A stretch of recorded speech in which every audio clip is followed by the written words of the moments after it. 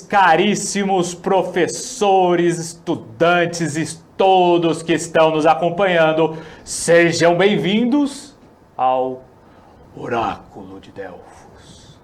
E hoje, nossa aula tem o seguinte título, curioso: Enxergando o Invisível. A arte. Sim, a arte é aquilo que nos permite enxergar o que está invisível.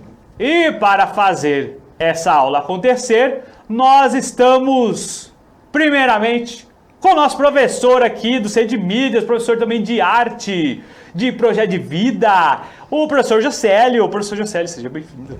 Olá, turma, sejam todos bem-vindos a mais uma aula, um momento de troca. É uma satisfação estar aqui com uma temática tão legal, tão interessante e, visível. Tá? Estou visível, não estou com uma arte invisível, não. Estamos visíveis aqui, né, pro Anderson? Exatamente. E hoje o que nós vamos fazer? Nós vamos conhecer alguns elementos básicos a respeito aí da profissão de artista. E, bom, primeiramente, então, nós iremos apresentar a nossa convidada, ou melhor, ela irá se apresentar. Então, Mayla, seja muito bem-vinda ao Centro de Mídias. Ficamos obrigada. muito felizes em recebê-la aqui. Então, queira se apresentar aí, fique à vontade. Meu nome é Mayla, eu sou artista plástica, tenho um estúdio, ateliê, galeria de arte. E lá desenvolvo meu trabalho diário com as artes plásticas, promovendo oficinas e é isso. Perfeito, então muito obrigado por estar conosco aqui novamente. Eu gostaria aqui de instigar aqui o professor Jocélio, porque nós fizemos perguntas, essas perguntas foram trazidas pelos estudantes, não são nossas perguntas. Então eu gostaria, professor Jocélio, se puder começar aí trazendo a primeira pergunta aí, que foram duas pessoas meio que fizeram a mesma pergunta, a gente juntou numa só e tá aí. Olha só, Mayla, então a primeira pergunta é quem sou eu, né? Você já que falou aí pra gente quem é você, qual que é a sua área de conhecimento. Aí nós temos aí um complemento que é quem te inspirou a ser um artista, né? E qual foi o motivo mais relevante que te impulsionou a seguir essa profissão. Então, é o momento de você falar um pouco sobre você. Tá certo. Bom, eu acho que como muitas crianças, né, eu sempre gostei de tudo que era relacionado à arte, de desenhar, de dançar, de fazer teatro. E venho de uma família que tive duas irmãs, eu sou a caçula, então elas eram mais velhas e também elas faziam teatro e eu achava demais, eu queria ir junto nas aulas. Enfim, estava sempre enchendo o saco, elas eram maiores, não vamos levar essa pentelha na aula não, mas eu acabava indo e me interessava muito por isso. Então, acho que essa inspiração das minhas irmãs que trabalhavam assim nesse negócio do teatro, porque o teatro é uma coisa que não é só a representação, né? Tem todo o cenário, tem o figurino, então é um mundo assim de coisas artísticas que eu sempre achei muito legal e elas estavam sempre envolvidas com isso. Então, eu acho que quem me inspirou foi esse desejo natural infantil já pelas artes e a minha família, minhas irmãs, que trabalhavam com isso. É bem legal, né, trazer essa questão desse desejo infantil que a criança, ela é naturalmente um artista. Sim. Né?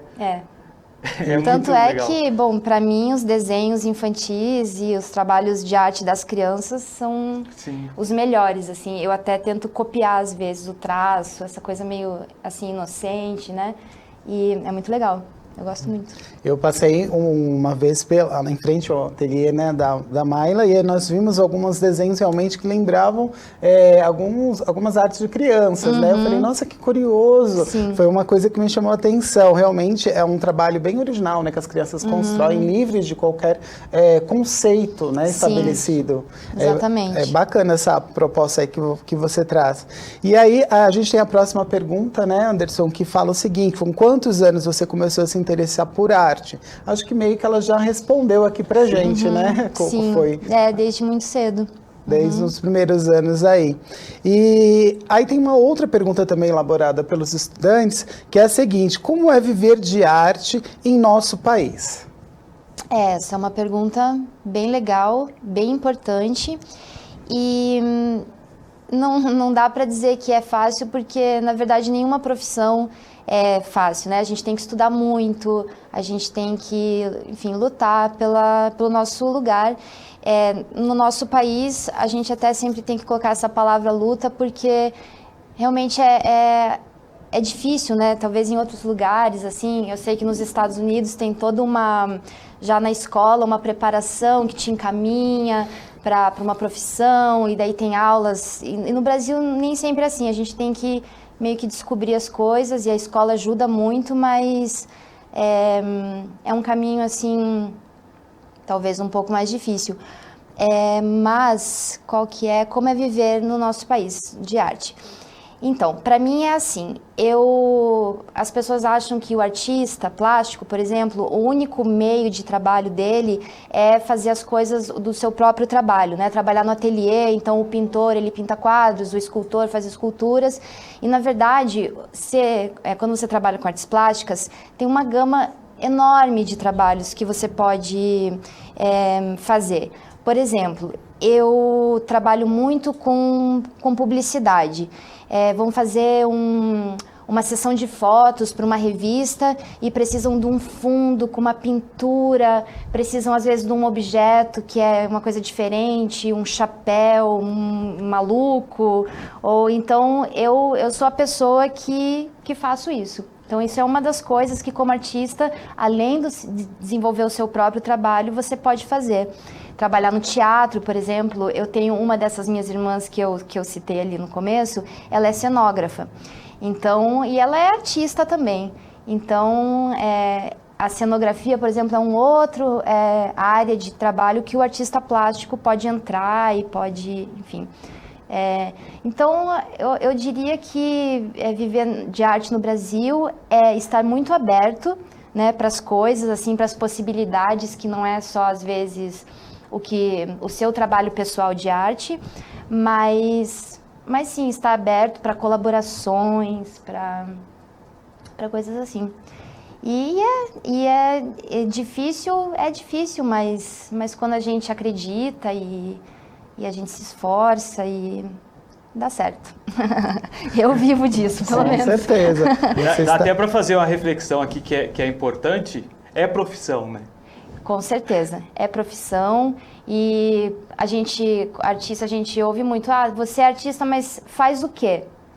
Faço arte, trabalho com arte, trabalho com todas essas coisas invisíveis, né, que muitas vezes não se consideram como coisas do dia a dia importantes. Sim, mas a arte, né? mas a arte ela está por trás de tudo isso, desde, por exemplo, um trabalho, sei lá, um arquiteto, né, que ele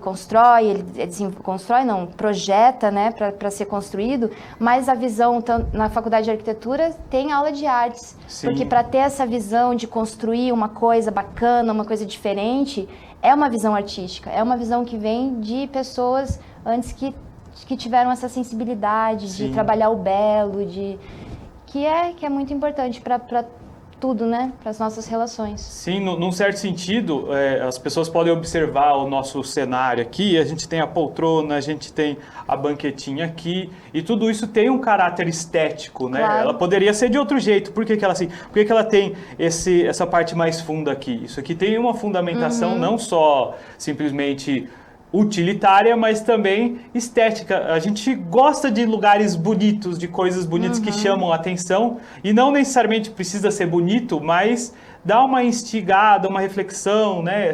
Toda essa potencialidade, para a gente perceber o quanto de arte tem no nosso dia a dia geral, assim. O garfo que você usa para se alimentar, ele tem algum elemento de design, um elemento estético, não é simplesmente tipo, faz assim mesmo, vai retão ali, eles só vão usar para comer mesmo, né? Tem uma preocupação. Já fazendo um gancho com, né, vocês estão dizendo, o próprio logo, né, do Centro de Mídias, ele tem um trabalho ali artístico desenvolvido com relação à proposta, né, que é, por exemplo, está alinhado aí com a educação. Então, alguns exemplos do nosso cotidiano que a gente pode, né, fazer com relação à profissão de artista plástico, design, em qualquer outra área que desenvolva aí um trabalho voltado para as artes visuais. Eu esqueci de ler aí os nossos estudantes que elaboraram essas perguntas. Olha só, nós temos a primeira pergunta foi da Nath Zita, depois da Lili Stude e a terceira foi da Naná Munhoz. Agora nós temos uma pergunta do José Matheus. Olha só, quais são os materiais que você mais usa para compor as suas obras e qual seria o seu ranking, por exemplo, de lápis para desenhar? Então acho que ele quer perguntar para você quais são os potes, os materiais que você utiliza e qual seria um ranking, assim, ó, esse é o material que eu mais utilizo nos meus trabalhos. Tá, super legal essa pergunta. Eu trabalho muito com coisas que eu encontro. Então, eu não uso materiais, eu vou numa loja, eu compro os melhores pincéis. Eu geralmente faço muita escultura. Então, com coisas achadas, com basicamente até lixo, assim. Tem um tipo de estrutura que eu faço, que é com sacolas amassadas, amasso várias sacolas, plástico, depois passa uma fita para formar uma escultura. Então, trabalho muito com isso. Eu tenho um trabalho que eu desenvolvo há anos, que são uns baldes empilhados, balde mesmo, que usa em casa, assim, normal. Então, eles são todos coloridos, um empilhado em cima do outro, e eu faço várias obras com isso. Então, são objetos, na verdade, bem cotidianos, que eu ressignifico. Né? Um balde vira uma luminária. E agora, por exemplo, de material mesmo, de artes, assim, eu gosto de trabalhar muito com pastel oleoso, que eu acho que é um material muito gostoso para desenhar, muito também livre, né? Ele te permite, assim, uma rapidez do desenho, da pintura, gosto muito. Mas tintas nem são as melhores. Às vezes eu uso tinta de parede para pintar meus quadros. Misturo com pigmentos, crio uma cor e vamos embora. Muito legal. É interessante isso de enxergar uma potencialidade artística num objeto que não necessariamente foi feito com essa função, né? Por exemplo, Sim. a sacola, né? Tipo, ninguém pensa assim, nossa, arte. Não, a gente vê uma sacola, vamos pôr as coisas dentro e já era, né? Eu acho interessante essa ressignificação dos materiais enquanto elemento que pode virar arte. O professor até passou na frente do ateliê, não sei se você lembra de uma escultura que tem lá na frente, que é de uma mulher, assim, ela é feita de lixo, por dentro daquele rosto branco, você não diz, nossa, sério, é lixo isso? Por dentro daquilo Olha só, gente, que bacana. Uma ideia legal de vocês conhecerem um pouquinho mais o trabalho da Mayla é vocês entrarem dentro da rede social dela, né, que é o @magostudio, é isso? E vocês podem começar a conhecer um pouquinho mais esse trabalho, né, que também mexe aí com sustentabilidade. Exatamente. Automaticamente, dentro do processo de criação dela, ela recolhendo, selecionando ali os suportes, os materiais aí que ela busca, automaticamente essa ressignificação vai, né, trazer um novo sentido aí para aquele, entre aspas, lixo, que, né, só iria poluir, enfim, ali tá jogado e se transforma em uma arte. E é lindo, gente, confiram que é maravilhoso. Chamou a atenção do professor, a professora Fernanda também viu, o professor Anderson. Então, é uma dica aí para vocês, tá certo? E nós temos aí a nossa última pergunta agora, que é a pergunta do ateliê Choque de Costura. Qual a importância da arte? Ela serve para alguma coisa? Ai, gente, será que ela serve? Mas é a Mayla que vai responder, hein? Eu acho que a gente já falou um pouco disso, né, antes aqui, que a arte, ela é essa visão da sensibilidade sobre as coisas. Então, qualquer ato que se faz, por exemplo, está lá fazendo uma comida, como é que você dá o que é a pitada de arte nessa comida? É você procurar uma coisa especial, um sabor especial, quando vai arrumar a mesa, sabe? Não é só jogar as coisas, é colocar uma flor, colocar uma vela. Então, essas coisas falam da sensibilidade artística, né? Então, a arte, ela tá aí para isso, para a gente desenvolver o nosso, talvez que seja a característica humana mais sublime, que é enxergar o belo e desenvolver coisas que não são só, precisa disso para fazer aquilo, então, não, mas como a gente faz melhor, como a gente faz mais bonito, e quando a gente começa a pensar nisso, o nosso olhar crítico, né, para o mundo, ele também se desenvolve, ele também deixa de ser tão simplório e a gente começa a questionar mais coisas, né? Então eu acho que a arte nos ensina a questionar, a desenvolver a nossa sensibilidade e isso nos ajuda em todas as áreas, né, do conhecimento e da nossa vida. Ai, que lindo, né, gente? Eu já me emociono aqui quando eu escuto, né, toda essa fala com relação à arte, né, pro Anderson. Sim. A gente se comove porque a gente compartilha, né, sendo professores aí de arte, de toda essa fala. Sim, e eu penso numa questão, tem um escritor, ele chama Alan Moore, e ele é bastante conhecido porque ele escreve história em quadrinhos e tal. E assim, ele se considera um mago. Aí a gente pode pensar, e inclusive, né, a gente tem essa relação com o nome do ateliê, e aí a gente pode pensar, como assim mago? Então, é porque ele enxerga a arte como aquilo que existe de realmente mágico no mundo. Porque como pode a gente ouvir sons que foram de alguma forma organizados e isso tocar profundamente dentro da nossa alma e a gente começar a refletir sobre o nosso passado ou até chorar, se emocionar por causa de sons organizados. Ou a gente vê riscos, cores e traços. Numa tela a gente observa aquilo e começa a viajar e sentir determinados elementos, mexer com as nossas emoções. Por que cores e traços mexem com as nossas emoções? Tipo, se a gente for parar a pensar unicamente na questão utilitária mesmo, não faz o menor sentido.